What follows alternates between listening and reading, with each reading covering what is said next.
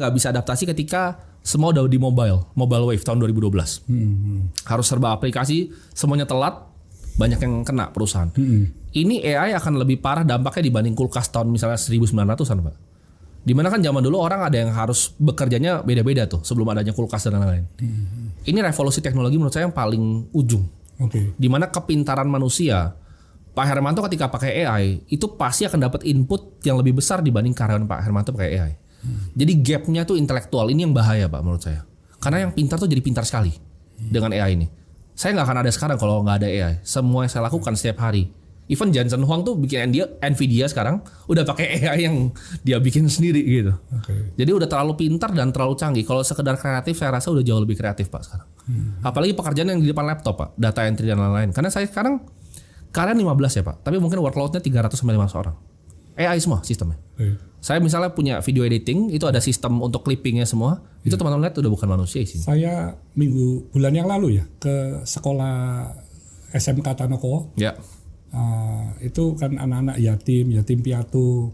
Waktu di kelas saya tanya, siapa di sini siswa-siswi yang sudah memakai AI? Semua angkat tangan. Semua angkat tangan. Dan ini lebih cepat dari internet Pak, adopsinya. Luar biasa. Betul. Lebih cepat dari Instagram, lebih cepat dari sosmed. Saya pikir cuma 10%, 20%. Semuanya. Semuanya angkat tangan serentak itu. Betul. Waduh, AI ini luar biasa ini. Betul. Jadi kalau nggak bisa dimanfaatkan dengan baik dan tadi masih stuck di yang pekerjaan 9 sampai 5 yang bisa digantikan cepat. Ya karena saya aja udah gantiin Pak, maksudnya at least. Tapi kan biasanya teknologi seperti itu. Perusahaan yang paling terdepan mereka yang ganti duluan tuh. Yang lama telat biasanya. Pandangan dari Timothy mengenai pendidikan gimana? Perlu nggak seseorang untuk kuliah sampai S1, S2 dan menurut saya apalagi di era AI ya Pak ya. Sekarang tuh bisa banget belajar lewat internet. Dan itu yang saya terapkan, saya lebih banyak dari buku dibanding dari sekolah.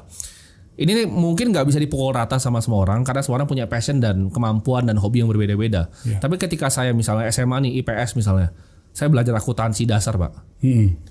Persamaan akuntansi dasar gitu. Sedangkan saya baca bukunya Benjamin Graham tuh udah setebal sebegini, udah selesai gitu pelajarannya.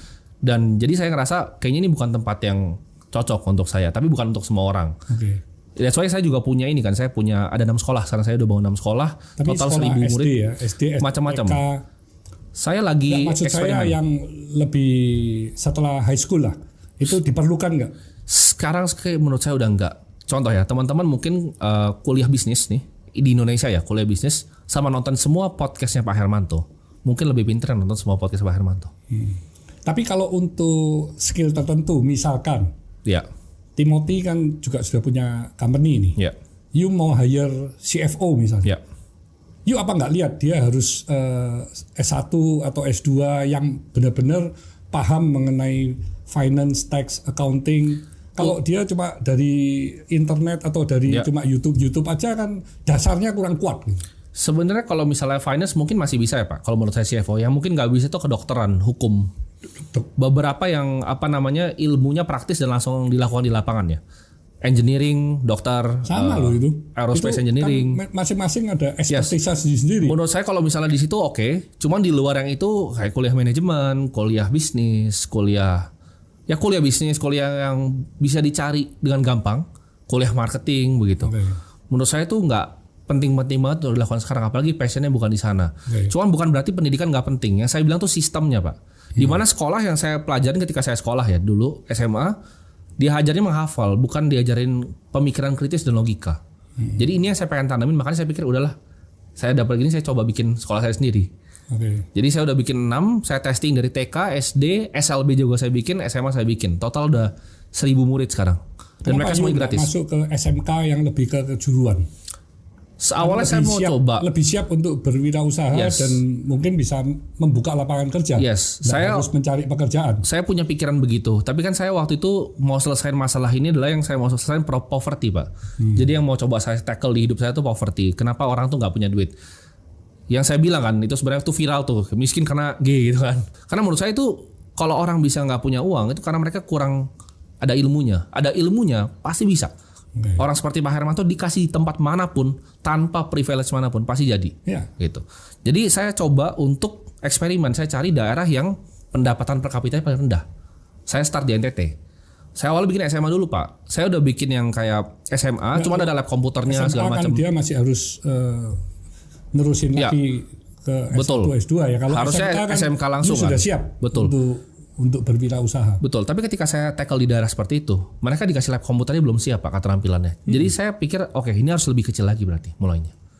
Jadi ketika saya ke NTT, saya di Kupang, saya udah bangun, saya di Sumba, saya udah bangun 2. Saya akan mulai start sekarang bukan dari SMA. Kayaknya saya salah waktu itu start di SMA. Saya startnya dari TK. Jadi TK ini saya udah pakai kurikulum yang berbeda, gurunya saya training. Jadi kita coba bentuknya dari TK, terus kita lihat. Karena menurut saya kalau di SMA mereka ada problem juga Pak dengan stunting. Ini mungkin teman-teman yang tinggal di Jakarta, di Surabaya itu nggak ngerti gitu. Kenapa pentingnya anak-anak muda itu dikasih makan? Karena ketika saya datang, saya kaget Pak, kecil-kecil sekali orangnya. Jadi saya pikir oke, gimana? NTT. Pak. NTT. Kalau Papua mungkin secara logistik saya agak sulit gitu. Jadi saya tackle-nya di NTT dulu. Anak-anaknya itu banyak yang stunting. Nah di sana saya pikir coba saya solve dari yang masih kecil deh gitu.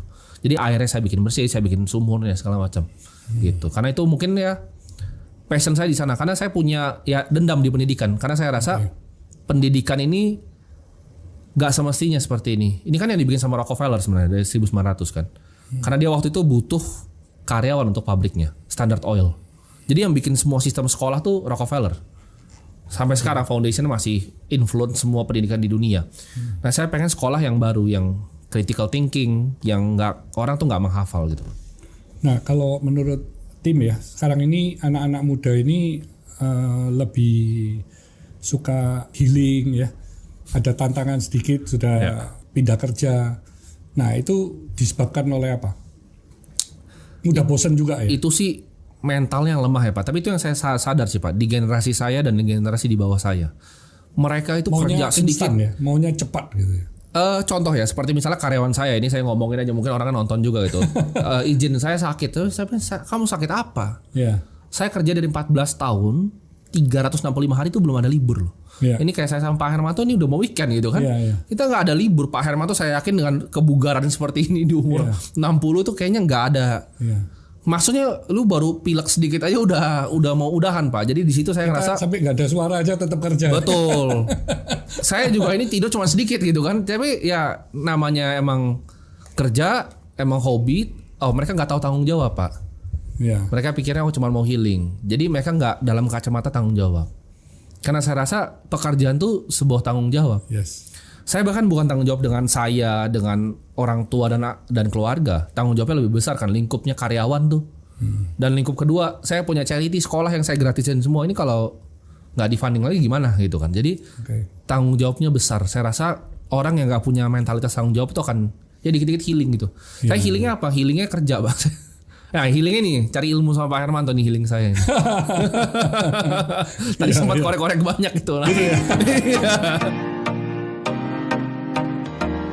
Di portfolio mungkin kripto, Bitcoin itu sekitar 70% sekarang.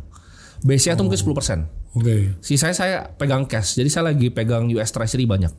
Cuma saya selalu bilang penting untuk punya resiko manajemen. Saya selalu bilang ini aset yang saya taruh di sini tuh aset yang saya nggak butuhkan. Saya udah punya lebih dari cukup untuk saya hidup. 99% rugi kali ya. Kalau trading mereka TikTok begitu. Kan itu kan lawannya robot, AI semua di luar negeri, hedge fund. Kita misalnya ngomong IHSG yang normal ya. Kalau sekarang saya anggapnya kenaikan 8.600 sih nggak normal. Kenapa? Karena ini didorong beberapa saham-saham tertentu.